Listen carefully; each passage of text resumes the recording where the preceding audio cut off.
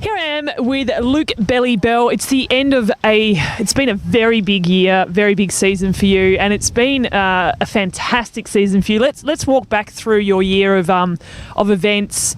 I guess kicking off with your first Ironman win at Ironman Australia. How did that feel? Yeah, well, that was nearly late into the season, I reckon. Yeah, it started like this year's. Yeah, as I said, it's been amazing. It's been fun. A lot of planes, a lot of countries, a lot of flights, but started in Auckland at the Asia Pacific 70.3 champs, and progressed from there. And yeah, to win Ironman Australia, and after many years, actually finally that final step up from second onto first it's nice and fitting to be able to do it in Australia. For me, Ironman Australia is where it all begun. Watching the likes here and doing that, I think as 22 or 23 years of age back then, doing the first Ironman. So to be able to tick that box there and have family, friends, and just everyone there to enjoy it, I think I got more joy out of that than anything else. And was there ever a time over your career where you thought this is never going to happen, this Ironman win, or you still kept the faith, or you must have had some ups and downs? Yeah, yes and no, definitely. I got into the sport because I love the sport. I didn't grow up doing the sport, so I sort of fell into it by chance, and you become good at it, and I can make a living out of it. Awesome. But in saying that too, although I had a lot of seconds, a lot of thirds, could never actually so-called get the win. I never actually, I guess, tried to dwell on it too much, because every race you're winning, you gave 100%, and to look back and say maybe I could have won the race here, or maybe I could have won the race there, I can't say that, because I did everything in my power on those days to win the race, but unfortunately I didn't win the race. So what more can you do? I guess at the end of the day, there's a better athlete's obviously beating you that day, right? Exactly. It's like I gave everything I could and pulled up slightly short, but I had nothing more in the tank that I could do. But in saying that, over the years, obviously you would have learnt a lot from your racing, from errors that you may have made, or having the perfect day and what you had to fine tune for the next one in training, perhaps.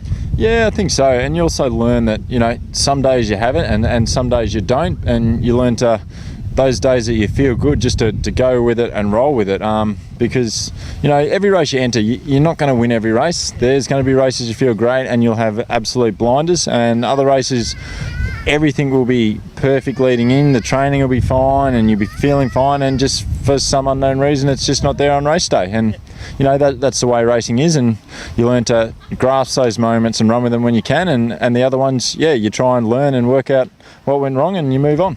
So then moving on to your next big accomplishment was at Ironman Mont Tremblant in August this year, which was pretty much your last roll at the dice to get to Kona. Yep. And great field, tough course from what we understand, quite a hilly bike course and everything. Were you going into that race purely to get points for Kona, or that was an A race as well? Once obviously you had to make changes with your calendar and so forth. Yeah, that was you do make alterations throughout the year to try and get points and make sure you're on the start line in Kona. But I actually picked that race in February at the start of the year, so that was always on the calendar to do. Mainly because I'd heard nothing but great reports from it from last year. Everyone said it was a beautiful place to go. The course was amazing. It's one of those courses that you cannot pick a fault on. Yep. So it was always there in the calendar, and training was geared towards it. So you'd say it was an A race of the season. And to walk away with a win and have a great race there as well was it was satisfying, and it just showed everything that I was doing from the start of the year, training wise and preparation and races, was all working and heading in the right direction. So then from there you lined up at Kona, and unfortunately you didn't have a good day in Kona. Can you tell us what sort of unravelled on race day, and where you found yourself walking? I think it was from the Energy Lab pretty much all the way back home again. Yeah, it was, I think, looking back on it, I think the main thing that hurt me was mid-September. I think it was just after Vegas 70.3 World Championships. I went in there after getting back into training from Mont Tremblant and starting to do just a short, sort of 12 to 18 day block for Kona. We turned up at Vegas and unfortunately got sick afterwards, and it was about 12 days that I lost of training and recovering due to sickness. Fitness-wise, probably didn't lose much, but you turn up to Kona, and if you're 2% off, 2%'s a hell of a lot to have on race day. And I think the easiest way to explain Kona was I had 2/3 were great and 1/3 that wasn't so good. I think if it was any other race in the year, you'd be able to manage your effort and control it a little bit better, and then it would have been probably a better result. But in saying that, Kona's World Championships, everyone's as fit as they can, and you are actually, the pace is dictated to you a little bit more than being able to control yourself. So, I was redlining it probably a little bit more than I wanted to or was happy to do, and that's the price you pay. But training wise, I think everything was good. It was just, unfortunately, I was lacking that couple of percent needed to be able to hang on to the guys and finish it off nicely. So, but 2/3 good, 1/3 not too bad, and hang out with PJ for 21k on the run. And that's the thing with Kona, is you don't go to Kona to play a safe race. From my understanding, never raced there, but this is my understanding. You have to take risks in Kona to win, and either it pays off or shit happens. Yeah, I think so. We've talked about it for years, and it's one of those coffee table discussions, I think, and a few close friends, and we were talking about it with a guy from New Zealand just last weekend over in Busselton, that to win Kona, you've got to take a risk. You've got to roll a dice and take a chance, because everyone's nearly as fit as they can be, but it's he who's willing to have a go will take a win. I think if you look back in history, one of the greatest Ironman triathletes of all time, Cameron Brown, never actually got to tick that box. And we sit around and argue whether he played the conservative race in Kona and never actually took that risk, or if he had taken a risk or a bit more of a risk in Kona, may have walked away with the title. But it's World Championships. It's like an Olympic medal. It's like all the great events. It's the guy that's willing to throw it on the line and risk everything. You either walk away with the glory, or you're grovelling home a dribbling mess. Okay, so moving on from there, you decided to line up at Busso. Was that a redemption race for you, or was it more of a, look, I'm fit, I need to get some points early for Kona next year? What was the thought process in throwing that into the mix? Yeah, again, it wasn't a last-minute decision by any means. I think it was around August time where I contacted him and wanted to sign up. It's just, I think now with the point system, and it's just an advantage to do a late season race. And you look at the Cozumels, Floridas, Arizonas, the fields are stacked. Guys are making sure they're validated and getting points. Rinny and Tio fronted up 3 weeks post Kona, and she won the race, making sure she's validated and nothing can go wrong for next year. So it gives you points up the sleeve. If you get injured or sick in 2014, you've got something to fall back on.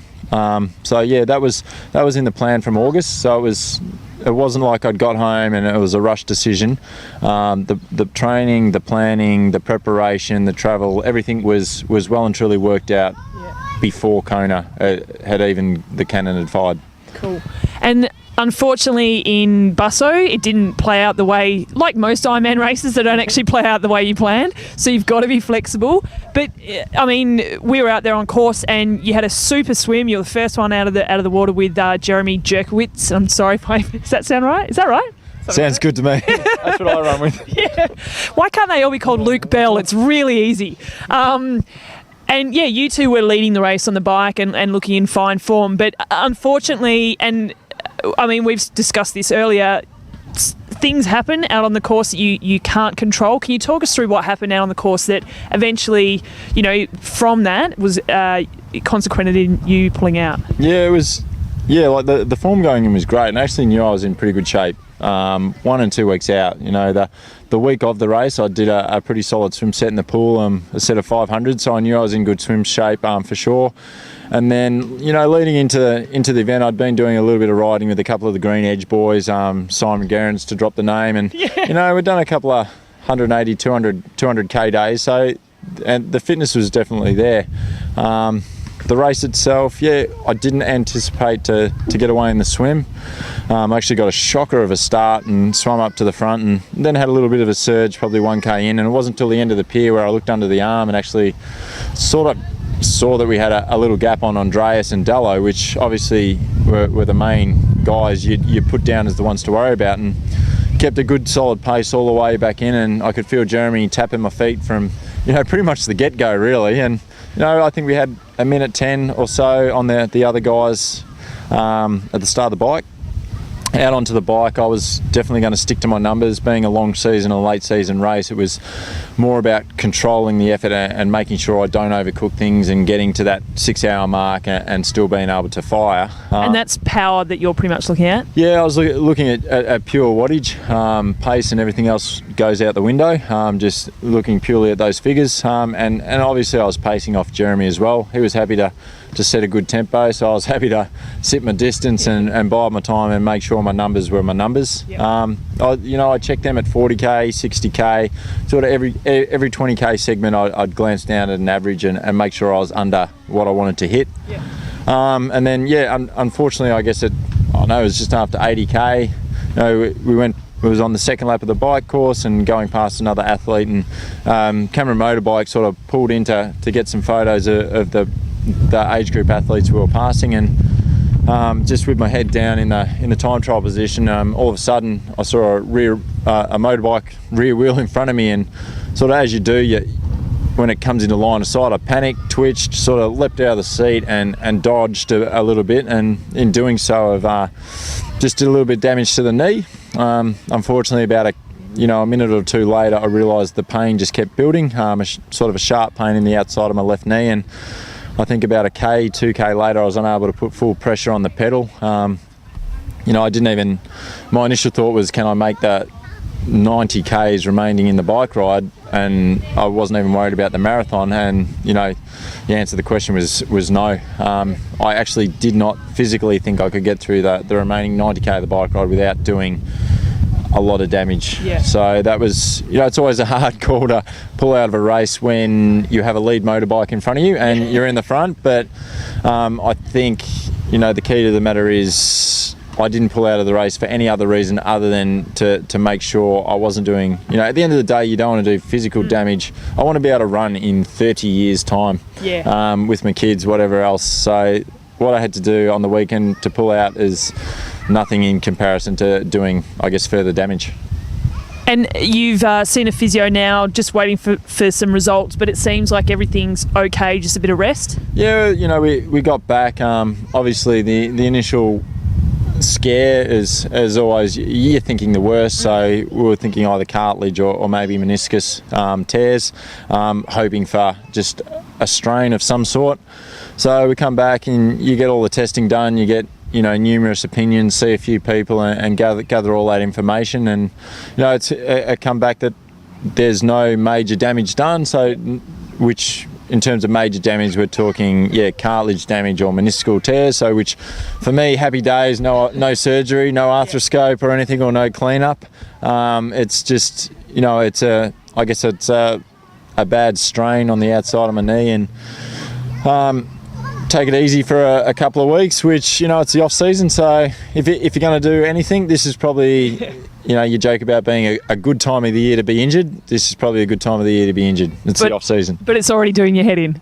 It is. It's amazing. Being an athlete, and I think everyone's the same, we're so used to exercising, getting out the door every day that let's be honest, I'm bored at doing nothing already.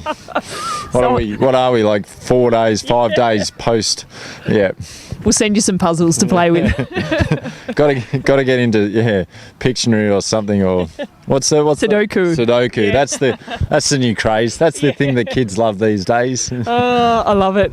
Okay, well I guess that's positive moving forward. So what are plans in the new year? Will you be defending your title at Port Mac, and are you going to head back to Melbourne as well, race in your hometown almost? Melbourne's always, I guess, one you look at. It's a major points race. It's a P4000. It's one of the championship events. So everyone wants to be here. Being in Melbourne, obviously, it's a key. It'd be nice to have Melbourne next to Mont Tremblant. Yeah.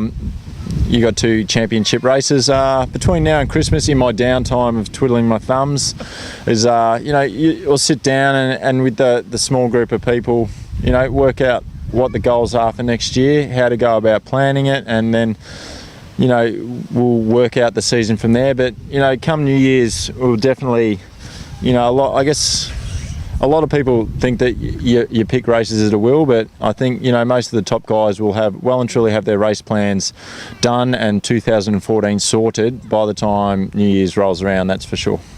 Awesome. Well, glad that everything's okay, and I hope that you don't do your head in too much over the next couple of weeks. At least there'll be lots of turkey, gravy and beers to be consumed, I'm sure. Yeah, indeed. You know, it's just one of those things, you know, you always laugh, and everyone thinks that these things that happen in life are a major drama, but in the huge scale of things, you know, what's a few weeks, these things happen. There's worse things in life. I'm still not wearing a suit or a tie in a desk job, and exactly. You know, I'll be still out doing what I love to do every day of the week. So, you know, you put it in the rear view mirror, you get angry for a little bit, put it in the rear view mirror, and then, you know, move on and up. What else can you do? Love it. Great advice for everyone out there, especially in the triathlon world. Indeed.